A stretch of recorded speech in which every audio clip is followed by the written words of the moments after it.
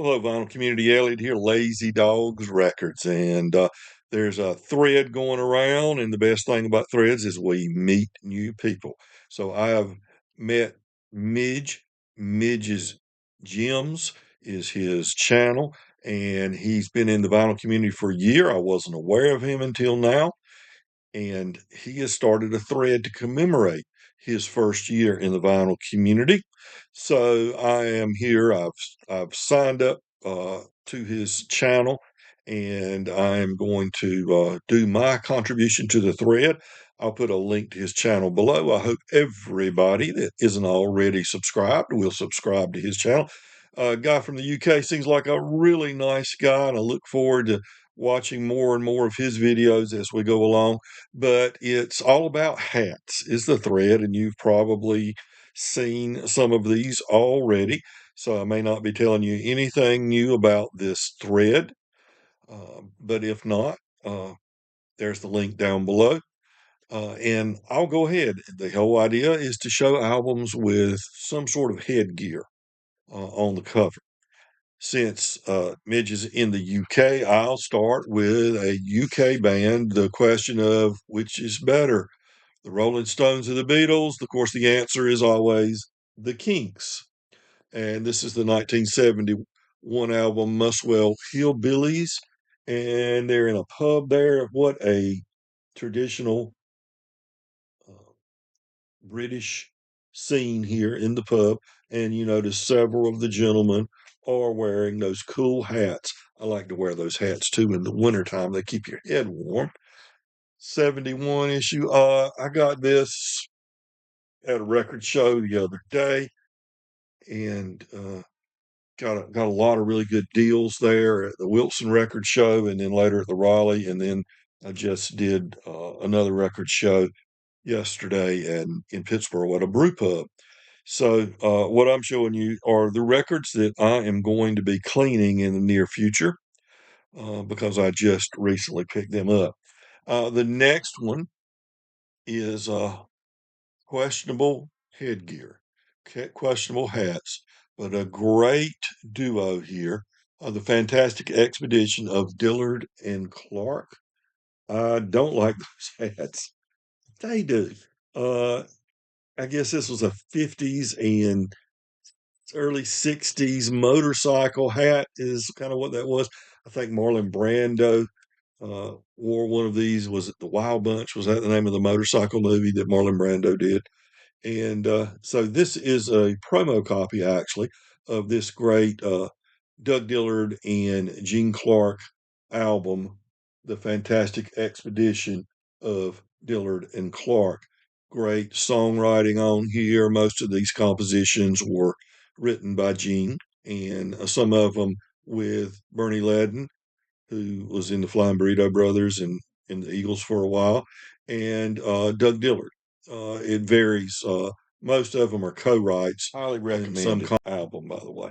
Now, one a lot of people may not be familiar with. This is the Bounty Hunter from Mike Cross, and he looked kind of like a low life we need to avoid in this picture. Wanted picture of him, and it says wanted, and you can't quite read for the mountains here well, exactly what he's wanted for, but it includes general nuisance fiddling around. Uh, Decent people are in bed. Must be, making noise when decent people are in bed. Seen in the company of musicians, something about seven wives, and something about a full moon. So watch out for this guy. Now, if you're not familiar with Mike Cross, he was never a big national artist, but he was very big regionally in the southeastern United States, up and down the East Coast. And This is a 1979 album on the great Durham label, Sugar Hill. And the title track was a hit, surprisingly enough, on rock radio around here. The title track being "The Bounty Hunter." But this is hard to categorize, but it wouldn't be your he. Some of them penned songs penned by himself. A lot of humor in his music. There's one called Liquor in the Well. There's Best Drunk in Our Town. The Lord Will Provide, a really good song. One written by Larry Reynolds, who collaborated with him a lot. And he does some traditional stuff too, fiddle tunes and stuff like that mixed in. So you see, it wouldn't be your normal album oriented rock fare. Bonnie Prince, Charlie, and The Road to Listavana, and Lark in the Morning. He does that. He does Mary Sister's Real and Fair Haired Mary, the traditional tunes, as well as some that stuff that might be categorized as mm, country rock, I guess maybe. Next, he looks like a dandy, maybe a Dr. Jekyll, Mr. Hyde type dandy, with his top hat. But this is the great songwriter Steve Goodman, and the album is Words We Can Dance To. Think about that just a second. Words We Can Dance To. There, his silhouette there. And this includes my favorite uh, song composed by Steve Goodman, Banana Republics. And I can play that on guitar. Not much I can play on the guitar, but I can play that one. I love that song. And this is a demo as well. More hats. A great bluegrass band on Rounder Records. It's the Johnson Mountain Boys self-titled album. It's kind of wearing the obligatory cowboy hat, Stetsons. It looks to me like somebody went to the hat shop, the Western shop, and said, "We need 5 hats. We will give them right back to you." And they borrowed 5 hats and went out there and took this photograph. I'm probably way off on that, but at least Eddie Stubbs at least just doesn't look natural wearing that hat, fiddle player. But this is a great album on Rounder Records. They put out so much great music. Uh, this is traditional bluegrass. Dudley Connell is probably the most well-known member of this group.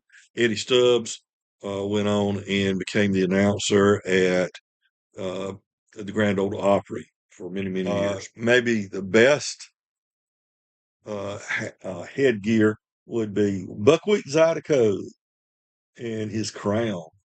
I love that. It's so Hortus Band Turning Point. This is also on Rounder Records and also one I just picked up at the record show. Zydeco had their moment in the consciousness of the greater society, but it always has been and always will be great music for us to dig into. So I urge anybody, if you're tired of the same old, get you some Zydeco music or some Cajun music or both, and give that a listen. All right, 1988 album from the songwriter Randy Newman, Land of Dreams, and Little Boy with a Cowboy Hat. I think that's very, very good one right there. And this is produced, among other people, by Mark Knopfler and also Jeff Lynne. Interesting producers in there. James Newton Howard and Tommy LaPuma also did some of the production on this album from 1988. And another great, you can tell I like songwriters, singer songwriters. They're my thing. Finally, I know I was supposed to do 5, but I did about what 7, I think, with this one. Uh, remember Mom's Mabley, the comedian, live from the Greek Theater. There's Mom's, and she had some interesting headgear. There you go, Mom's Mabley. I remember, I guess it was the Ed Sullivan show I saw her on. I'm sure it was a cleaned up version of her normal act, but she was a big comedian in her time many, many years ago. So, all right, everybody, take care, and I hope you have a wonderful week. And Midge, get well soon. I know you're feeling a little under the weather. However, just remember, everybody, be kind to your neighbor, because folks, we're all neighbors.